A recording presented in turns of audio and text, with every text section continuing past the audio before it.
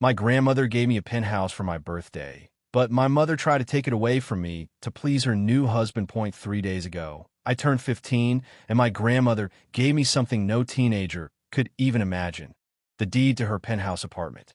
She lives in the suburbs of Silverwood, but she's owned the place for years. When she handed me that gift, I felt like my whole world shifted.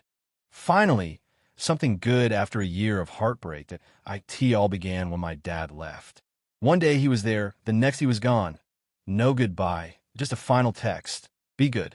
He never looked back. My mom got the house, custody of me and my little brother, and a hollow future. She swore we'd be okay, but her idea of okay turned into something else entirely. 2 months ago, she introduced Julian. Cold, stiff, always sizing me up, but with my 4-year-old brother, he was playful, almost fatherly. That contrast alone made my stomach twist. Then came the real bombshell. Julian had landed a job in another state, and they planned to move. Without me. My mother decided I should stay behind with my grandmother. When I begged her to let me come, she finally blurted the truth. Julian didn't want me. Too old, too opinionated, too inconvenient. He only wanted my brother. And my mother agreed. That night, I packed my bags. My grandmother welcomed me without hesitation, and for the first time in months, I felt safe. She understood me. She believed what my mother had done was unforgivable. The only goodbye I said was to my little brother. Then came my birthday. My grandmother threw me a surprise party, and when she revealed her gift, the penthouse, I couldn't breathe. The apartment would be mine at 18, locked and protected until then. I was stunned, grateful, and determined never to tell my mother. But secrets don't last long. The next night, my phone rang. It was her. She already knew. Someone at the party must have talked. Her voice was syrupy, rehearsed. She said Julian wanted to adopt me, but only if I convinced my grandmother to sign over the apartment to him. The words sliced through me. Adoption in exchange for property. A mother selling her daughter. I hung up. She called back, then sent a long message, pouring out excuses about money, alimony, trauma Julian carried from past relationships. At the end, she demanded I text her 3 words: "I love you." For a moment, her words almost softened me, but then the fury boiled up again. I replied that I would never bend to Julian's will, and she could leave exactly as she planned. Without me, then my grandmother was furious too. She swore she'd never sign the apartment over. She knew Julian would sell it the second he had the chance. I thought the matter was settled. But the next morning, my mother showed up at my grandmother's house with my brother in tow. Luckily, I was still at school. When I got home, my grandmother told me what had happened. My mom had tried to corner her into discussing the offer. I was shaking with rage. That night when my mother returned, I confronted her face to face. She sat in our living room, crying, claiming she just wanted to make everyone happy. I couldn't hold back anymore. I told her the truth. She wasn't trying to make anyone happy except herself. She had abandoned me to please Julian and expected me to do the same. Her tears froze. She left without another word. Hours later, I discovered she'd blocked me. Now guilt gnaws at me. Did I go too far? Or was I right to finally call her out? And yet, something darker lingers. Since that night, Julian has been circling closer. My grandmother caught him in the building lobby yesterday, pretending to wait for my mom. But my mom wasn't there. He smiled at my grandmother in a way that chilled her, smooth, almost rehearsed, and asked about the apartment again.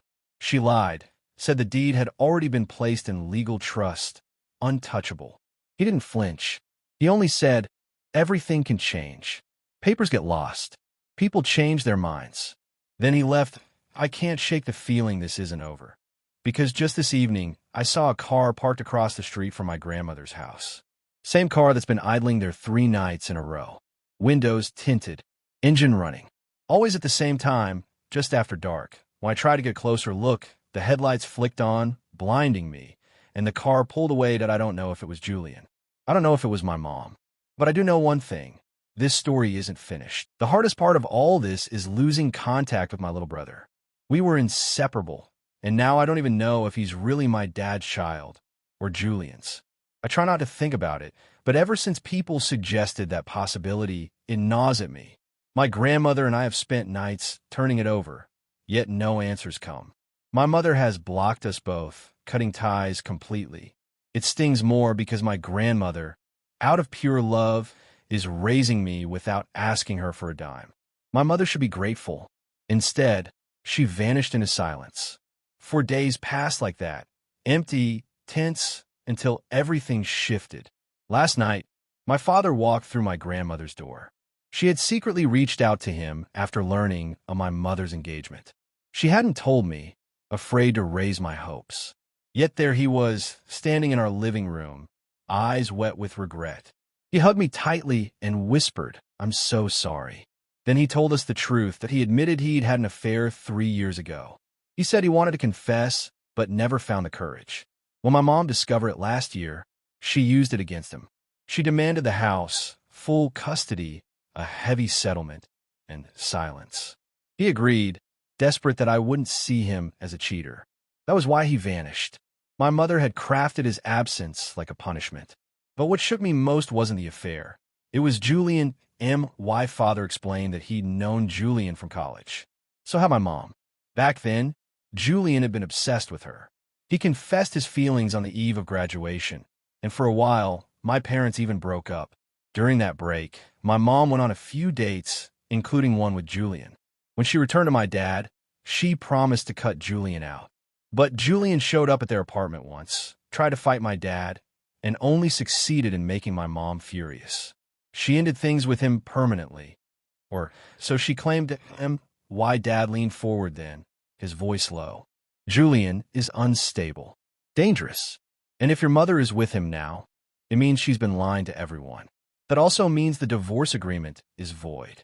My world tilted. Had my mother been cheating with Julian while still married?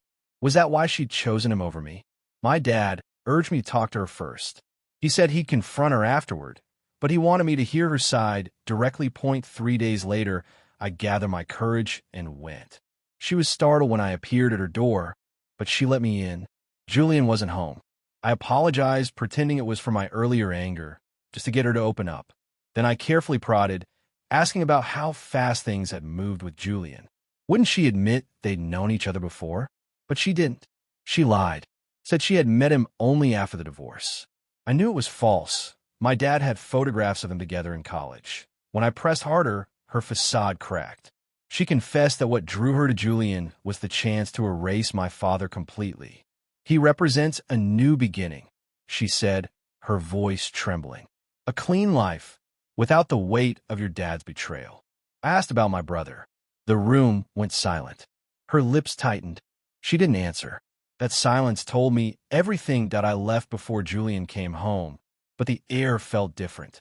My mother had chosen to rewrite history, and in the process, she erased me too. Back at my grandmother's, I showed her the truth I now carried like a stone. She wasn't surprised. She said she'd long suspected that my brother's paternity was in question. But hearing my mom dodge the truth had confirmed her fears. That night, my phone buzzed. A message from an unknown number. You shouldn't have gone to her alone. Stop digging, or you'll regret it. No name. But I knew. Julian, and now I understand. The fight isn't over property or custody. It's about control. My father warned me. My grandmother protects me. But my mother, she's already surrendered. What I don't know is how far Julian is willing to go. Because this morning, when I left for school, that same dark car was waiting outside again. And this time, it didn't drive away.